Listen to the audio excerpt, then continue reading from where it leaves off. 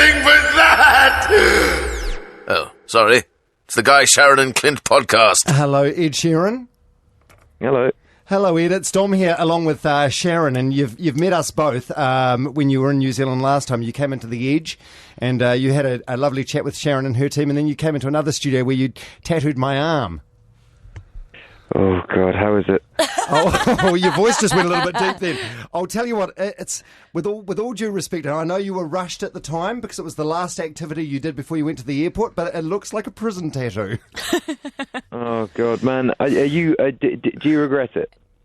No, not at all. And the tattoo artist, he said to me, why don't you let it heal and then come in a week and get it touched up? But then it wouldn't be an Ed Sheeran original, so I've left it exactly how it is.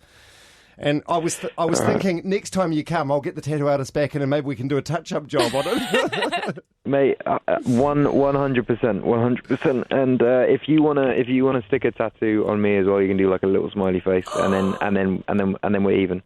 That is awesome. All right, you got a deal, mate. Now, Ed, while we're discussing things that happened last time you were at the Edge, I professed my love for you, and my husband heard it, and then you and him had to go to the bathroom next to each other. Was that awkward at all? No, he was pretty confident that he had you. I think we had a conversation about stuff, and then he. Yeah, it wasn't really bad at all. Oh, he shouldn't be that confident, mate. He shouldn't be that confident. Just letting you know, I'm available if you ever break up with your girlfriend. I will end my marriage. Wow. Oh, but that's a marriage, man. That's sacred. That's sacred. We can't do that. Yeah. It's all right. We can do whatever you want. Okay. Hey, Ed, we are so excited to have you coming back to the country, A, because you can fix up the bloody tattoo that you did, but also we are renaming our station for the day. We're calling it Ed FM instead of the Edge FM. Well, that works well. What about if Edge stands for Ed the Ginger Expert? Expert, yeah. Ed the Ginger Expert. That'll work. Last time you were here, you wanted to rename it as the Edge. Ed, get excited. Oh, right. So I've done the whole anagram thing before. Yeah, but it's all right. It's still funny the second time around, mate. And with all due respect, mate, you're coming out with a new anagram every time, and we respect the effort. Hey, so where are you? I'm glad you don't pull me up on it too much, and you just kind of nod and smile. Yeah. Hey, so you're in Australia at the moment, right? You're there with Tom Jones for the AFL Grand Final. Yeah, do you guys get involved with AFL or not really? No, it's not a huge deal over here, but I've been to a couple of games. I love it. That's where they wear the tight singlets, right? And bounce the ball around. Yeah. Yeah. Pretty good. It's an amazingly athletic game, but no, we don't really get it over here. It's called Aussie rules, so they kind of ruled out the rest of the world when they named it that. Yeah. Well, you're coming back to New Zealand. What is your show going to be like this time? Because it's quite exciting because you're going to be going to Auckland, Wellington and Christchurch. Why did you want to go outside of Auckland? To be honest, I just want to spend more time in New Zealand. I hate coming there for like 2 days at a time. I actually want to come for like a longer period of time. Right, and you know what? A lot of artists say that and we think they're bullshitting, but with you, I believe that. I think you're genuine.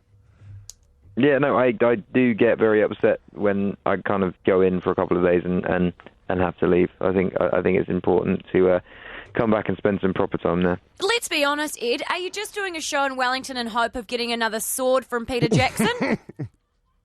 I'm doing a show in Wellington in hope that he'll invite me to the Hobbit Hole so I can go and see that. All right. Oh, that's right. I forgot you're a huge fan of Lord of the Rings. Have you been to Taylor's apartment that she bought off Peter Jackson? Yeah. She bought the other one as well, which Ian McKellen had, Gandalf. Because I read the story that she was saying it was really hard to go to an open home there because he would always just invite people around and she'd get, denied being able to go look at it. Was that true?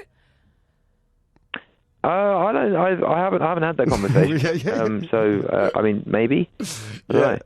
I reckon he'd be the kind of guy that just handed out keys, and Taylor would just be at home baking some muffins, and then some of Ian McKellen's friends come over and they're like, "Oh, g'day, love."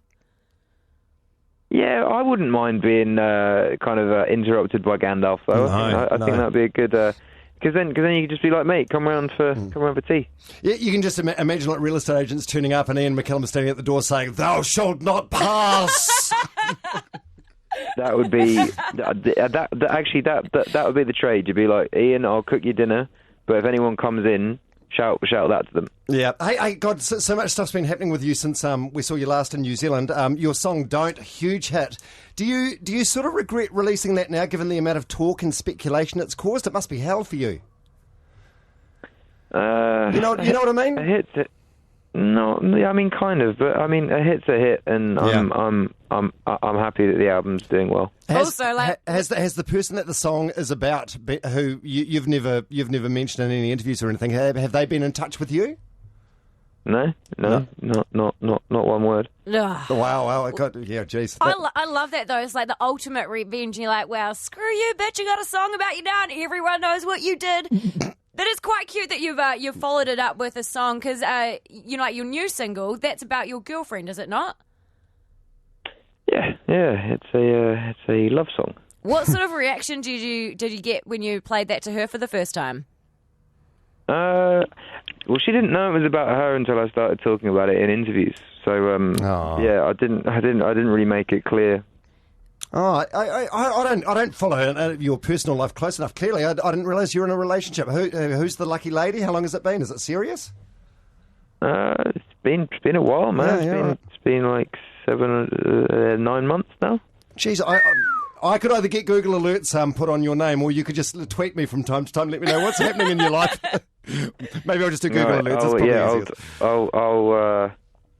I'll tweet you. I'll tweet you when I next goes to the toilet and keep you updated. All good. Hey, we've seen some photos online of you at this big festival thing in Vegas last week. That looks epic. You were hanging out with Macklemore, David Guetta, a whole lot of others. Yeah, well, I flew my Irish cousins over from Ireland and kind of wanted to show them. They'd never been to Vegas before, and I wanted to show them how fun Vegas could be. Yeah. And we just had one of these nights that just turned into a movie, and we hijacked Greta's DJ booth after he'd gone and stopped the other DJ from going in and just played hip-hop tunes in this EDM club. And if you'd have paid money to be in that club, you'd have been very annoyed, but we were having the time of our life and rapping Nate Dogg and Warren G. What was David Guetta doing? Because I imagine that he'd be very angry. I can just imagine his little face being like, Ed, get away from my turntables, Ed, get away from my turntables. Well, he'd already played for a long time anyway and got paid, so I don't know if he cared. I don't know if it's just the videos, and I don't mean to sound rude, but David Guetta looks to me like the creepiest looking guy in music. Does he look creepy looking in real life? Sharyn. He actually looks pretty healthy and young in real life. Right. Yeah. Maybe they're just airbrushing him wrong. And also, that's a nasty thing to say. Everyone knows Pitbull's the creepiest man in music. Don't laugh, Ed Sheeran. That would be inappropriate. Don't laugh. No, please laugh, because it'll make us feel better. No. Okay. Did you? Who else were you hanging out with at that festival? Did you bump into Lorde? I know she was playing there. You hang out with her at all? I see her now and then. Yeah, she's last time I saw her was Radio 1 Big Weekend. But I keep who else? I didn't really see anyone really. Oh, did you see Ariana Grande? Because everyone's talking about her being a bit of a diva at the moment. I've only ever known her to be lovely. What was your take on that?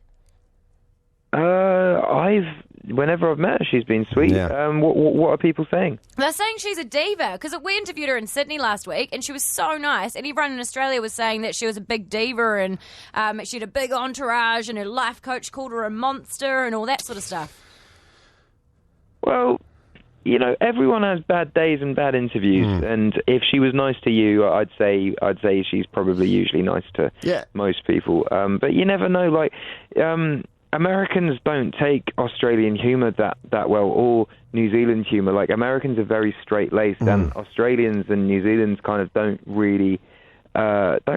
Like, they want to have a laugh, and sometimes people take that the wrong way. And me being English, I come from the same culture as you lot, so I can banter back. But I imagine if you banter to an American pop singer, they might think you're insulting them. Yes, Yeah, that's the vibe. That is true. Also, don't you think, Ed Sheeran, from someone that's in the same industry as Ariana Grande, I mean, you know, every time you put your foot down over some decision or whatever, you know, people are going to call you a diva or, you know, say, oh, well, he's uncooperative or whatever. So it's not necessarily fair, is it? I don't put my foot down unless I really have to. That's the best way to do it, because I only end up putting my foot down around once or twice a year, and when I put my foot down, it gets done and sorted, because I never put my foot down. So yeah, and it only comes in things like safety for fans, like when they don't. Okay. Like when like this morning, for instance, I did Sunrise in Australia, and around 5,000 kids turned up, and they tweeted out that I was playing live for one, as in I was playing, but I wasn't. So loads of fans turned up, but they hadn't got the right barricades. So it wasn't. I wasn't necessarily annoyed about lots of people turning up. I was just annoyed that they hadn't made it safe, because those barricades can fall over, people can get squashed, arms can get broken. So that's when you put your foot down and just say you're not doing something until the safety's sorting out. Yeah. Right. Well, you are, I think, the most genuine, sincere, and caring pop artist that we have ever known. You really are. You're an amazing bloke. Thank you. But in terms of safety, the only person that gets blamed if people get hurt is me. They don't blame the security guards or anything like that. The only then I watched that Rolling Stone documentary about when they put on their own festival and the Hells Angels ran security, and a load of people died because people got squashed and stuff like that. That's my worst nightmare, basically. And the only people that got blamed for that was the Rolling Stones. Ed, we don't have much time left with you. Could we play a real quick game with you that we like to play with our guests when they come in? Because a lot of people write things about you, and we really like to set the record straight for your fans in New Zealand. The game's called Tabloid True or False. You don't have to elaborate. You just have to say true or false. Cool. Okay, first question. That you lived in Courtney Cox from Friends' guest house for free. True. Really? Oh, that is so cool. Did you hang out with Jennifer Aniston? Was she amazing in real life? Yeah, it was pretty surreal. I got to give them that. That is so cool. It'd be one of those things you'd be excited about it, but you couldn't really tweet it out or Instagram it out, because then she'd know there's a fan living in the guest house, and that would be the end of it. Well, to be honest, the first time that I met them, I was trying my best not to call them Rachel or Monica. Yeah, that's the hardest thing. And my other thing would be if you've had an argument and she was like, Ed, I need you to do this in the house, and you're like, whoa, when I signed up you to be my landlord, I didn't know that things are going to be this way. That'd be my problem. My God. It was a good joke. Eddie, have you hung up yet, or are you still here? Okay, number 2 in Tabloid True and False. Is it true that you sleep in Lord of the Rings pajamas? No. Where did you read that? Oh, just online. Wikipedia. They know everything, right? Is it? Oh, no, I usually sleep in the nude. So I can be... Yeah. Oh, there's a visual. Yep. Well, I've got one, Ed. Is it true that you've been banned from writing any more songs for One Direction because your record company get all pissy because your songs are so good? That's kind of half true. The record company get very pissy, but I do what I want, so I could never be banned. But yeah, they do get pissy. Wow. Okay. We need to wrap this up now, please. Okay, we just got one more. And last one, is it true or false that Ellie Goulding abused you for writing Don't? False. False. Oh, wow, well, that's good. All right, well, thank you so much for playing our game with us, Ed. It was great to have you on the line. We can't wait to have you in New Zealand. Excellent. I can't wait to come. Today's Guy, Sharyn and Clint podcast is brought to you by Grass. Perfect for gardens and sport. Get Grass today from your friendly Grass vendor.